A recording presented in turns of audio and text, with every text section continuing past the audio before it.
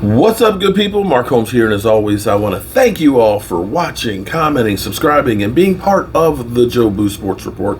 Without you guys, as well as you ladies, you know that this literally does not work. Before I get to our regular news and things, we're here on YouTube. I like to think of this as a family, even though, Philly 500 is not technically my son, or Cop Pizzle's not my son, or Rio's not my son. We're all still family here. There's been a lot of people out here that have done a lot of things to help me. We've tried to do things to help others and things because in the end, everybody needs help. And if you can just help one person, if each of us can help one person, guess what? Then nobody would need help because everybody would be getting help. We'd all be helping each other. So we are a global community. And my boy Rio, who a few weeks ago had COVID, was in the hospital, has had some bad things happen to him, and he's actually started a GoFundMe to help out. I'm not going to go into the details and stuff. If you want to help him out, I'm going to put it in the description of the video, and I'll make a post in the community tab with the link in it. So if you want to help him, if you can help him, if you think you can help him, it's bad enough he's a Washington fan. That's just he needs help just because of that. But he has fallen on some hard times, and if you can help a brother out, help him out. So I'll put that there, and I'm going to leave that just where we have it.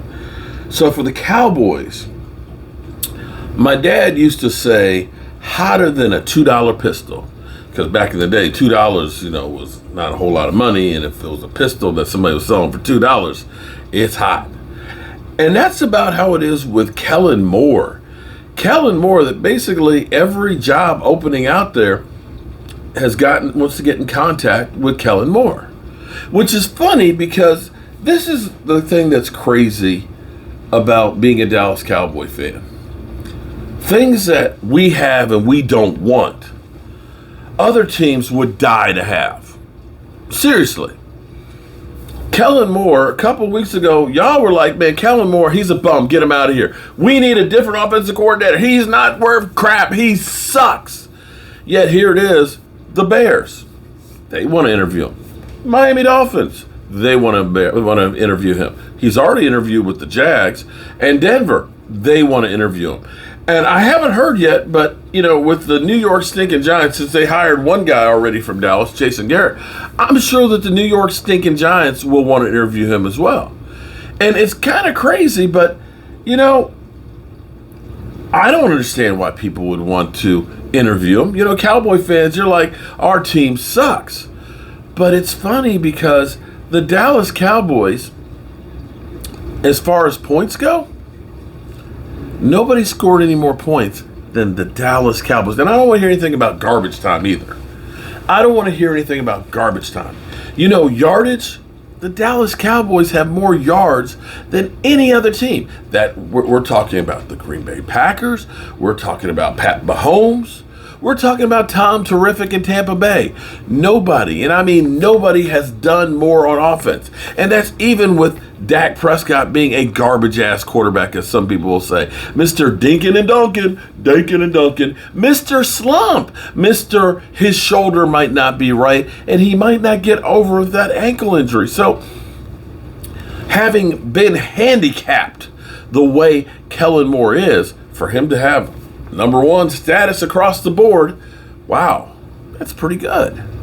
So that's why he's actually getting interviews. That's why people want to talk to him and say, hey, maybe you are the next Kyle Shanahan. Maybe you're the next Wonder Boy. Can't think of his name. Sean McVay. It gets on my nerves the way he's running up and down the field, happy. But when his ass is losing, he's a pouty little biatch.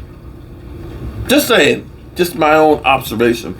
And Ramalama, I'm still looking for you. But I'm still looking for you, Ramalama. Matthew Stafford's ready to roll. Or is it get rolled? It might be get rolled because 8-8 the last 4 games. 8 TDs, 8 interceptions. So we know that the Dallas Cowboys have the 2 hottest And I mean hottest coordinators out there that everybody wants. And there is rumor that the New York Giants might be interested in Will McClay. And as I put it earlier, Jerry Jones is going to have to do some work to keep him. In the meantime and in between time, you do your thing and I do mine. The Dallas Cowboys get back on the practice field tomorrow. That's right. We talking about practice. Not the game now, not a game. We talking about practice. And the Cowboys will be getting back pretty much everybody by Thursday. Micah Parsons, we already know Anthony Brown's been activated, Tyron Smith. The Cowboys right now will be the healthiest team going into the playoffs.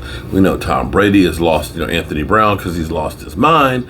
We know he's also lost Chris Godwin over there and things. They're hurting over there on that team.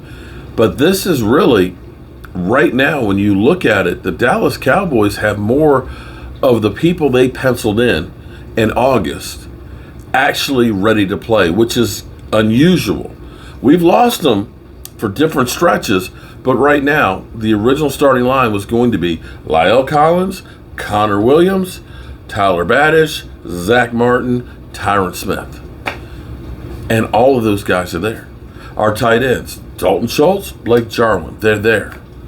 Amari Cooper, CeeDee Lamb, Dak Prescott, Zeke Elliott, Tony Pollard. The only one that's missing on the offense is Michael Gallup. That's it. And when you think about the defense that has gotten better, I hate to put this statistic out here because expectations are the building blocks of resentment.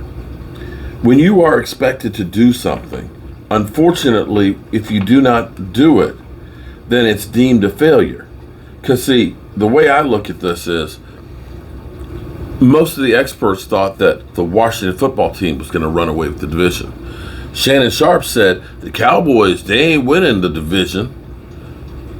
That was going to be the New York Giants. Washington would be second. Cowboys would be third. So by listening to the talking heads, we've already beaten expectations of where we would be. At most of them said, well, they'll probably make the postseason as a wild card. But they didn't expect them to be a 3 seed. Unfortunately, then expectations go up because now it's Super Bowl or bust. When you look at it and say, this team doubled the wins from last year. This team went from 29th on defense to 7th. An interesting statistic here is, everybody thinks about Tom Brady and his offensive prowess, and he's the GOAT, and he's the reason why solely that they're winning Super Bowls. But what's been lost on that is Tom Brady, every year that he has won a Super Bowl, he's been part of a winning Super Bowl. He's never had a defense, because this is key. I want you to understand this. He's never had a defense that's been rated worse than 8th in scoring defense. Period. He's always had at least the 8th best defense to support him. Right now, as we sit, last year we were hoping if we could just get a top 15 defense. If we could just get one of the top 15, well, guess what? You got a top 10. Statistically, scoring defense. That's the points that other teams scored. And I know people are going to say, well, you were in the NFC least. You can't call the NFC East the NFC least anymore. We have 2 playoff teams in there.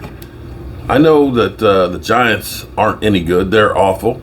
But Washington, they did beat Tampa Bay. They were on a good win streak. And until COVID hit them, they were a really good team. And then you got the Eagles that, they won 9 wins. They're in the playoffs. I look at the NFC North. The Vikings, well, they fired their coach. The Bears, well, they fired their coach. And then there's the Lions, although the Lions did end up getting the win against Green Bay this past week and also beat the Cardinals. But you look at the Lions and say, that division's not that good. It's not good. You got Green Bay, and Green Bay could be a little overrated because they have one of the divisions that's the worst. And then you've got the NFC South. Tampa Bay, of course, is great. New Orleans has beat them twice, but then you go to Atlanta and Carolina. Some dogs. They only have one playoff team there. So it's the NFC West that's the juggernaut. That's the power conference. But the NFC East, we're second, believe it or not. And so for the Eagles to have gotten a couple victories over Washington, and only one over the Giants, well, they did beat the Jets, and they did beat Denver. But they beat teams that they had to get to the playoffs. So they're not that bad. And of course, we beat them twice, but that's neither here nor there because the Eagles will tell you, well, we different team to week 3, so that don't count. And of course, we arrested players, so that don't count. Okay, whatever. All I know is the Dallas Cowboys are undefeated in their division, which is something nobody has done since I think the year 2000. So take that, Cowboy haters. But this team is the most complete team that we've had going to playoffs. You could look at 2014 when we had, Tony Romo having one of his best years statistically, cutting down on the turnovers, having DeMarco Murray rushing for 1,800 yards. The offensive line was probably at its peak right then because, Zach Martin and Travis Frederick and Tyron Smith were all young guys and not missing time, and literally all three were Pro Bowlers and or all pros at their positions. But the defense was only 19th. So looking at that team versus what we had then, statistically, it's a better team. I won't say we've got a better running back because we don't. I won't say we've got a better offensive line because right now we don't. But, quarterback, I'd say we're at least even. And defense is way better. And I'll say that wide receiver-wise, we got a hell of a group of wide receivers. So we'll see how this goes as far as playoffs go. Jerry Jones, good old Jerry, not one to mince words, a stone cold killer. He talked about Greg Zuerlein, which might be our Achilles heel. Greg Zuerlein has missed quite a few extra points, and he's missed 6 field goals, I believe it is. Basically said, if we had a better option, we'd be doing it. In other words, we ain't got nowhere else to go at this point in the season. There are no, perfect field goal kickers that are out on the market right now. If you're any good, believe me, you'd be on a team. And that's the reality of it. This is the team we got. There's nobody out there that's going to help this team at this point coming in. And so that's it. That's the list. And I believe that's all I got for you guys right now. Like I said, I will put the link for Rio in the description, and I will make a post in the community tab. And I'll be sending prayers to help my man out as well as making a donation. As always, guys, I'm Mark Holmes, and I will see you soon. Because, I'm addicted to YouTube. I do all these videos all day long.